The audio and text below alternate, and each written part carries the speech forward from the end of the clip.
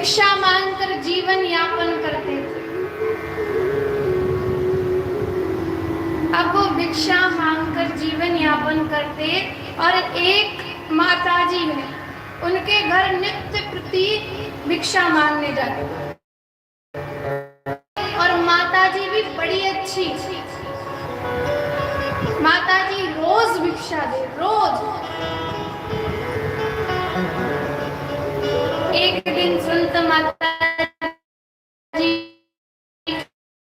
के घर गए तो आज माताजी जो है वो गुस्सा है, थोड़ा गुस्सा है। और गुस्से में क्या कर रही है, गुस्से में अपने घर का जो आंगन है उस आंगन को लीप रही है,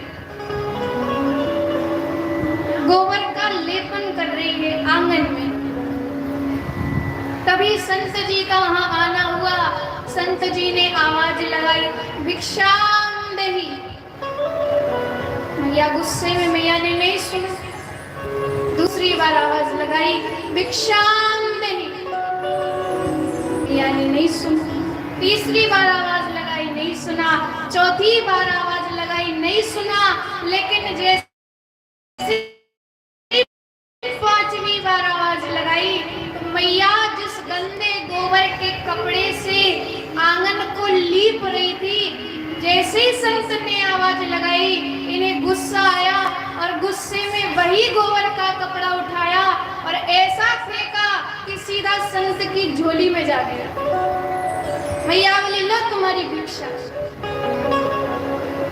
अब संत भी संत थे, सरल थे, गुस्सा नहीं आया।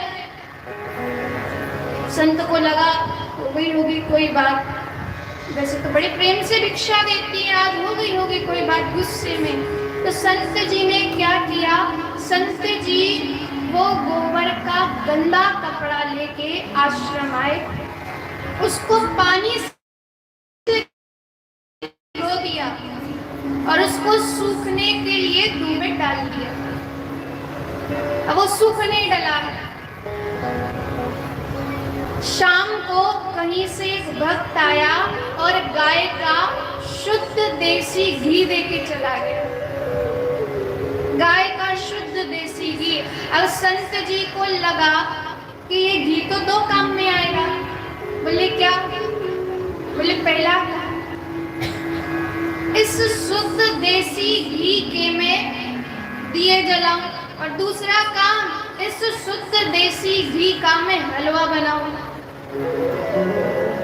अब हलवा बनाने के लिए घर में कोई भी सामग्री नहीं है, काय का हलवा बनाए? तो सोचा कि चलो दीपक ही जलाते हैं। अब दीपक के लिए घर में दीपक है, घी है, लेकिन बाती नहीं। और बाती के बिन दीपक कैसे जलाए? बिन बाती दीपक तो जलेगा नहीं। तब संत जी को याद आया और संत जी क्या किए, संत जी छत पे गए, देखा वो जो मैया ने गोबर का गंदा कपड़ा दिया था, उस गोबर के गंदे कपड़े को जो हमने धो के सूखने डाल दिया था, सोचा सूख गया होगा। छत पे गए, उसको उतार करके लेके आए। जैसे उसको लेके आए तब इन्होंने क्या किया, बोले उस गोबर के गंदे कपड़े को फाड़ा और उसको फाड़ करके 108 बातियां बनाई और उन बातियों का दीपक जलाया।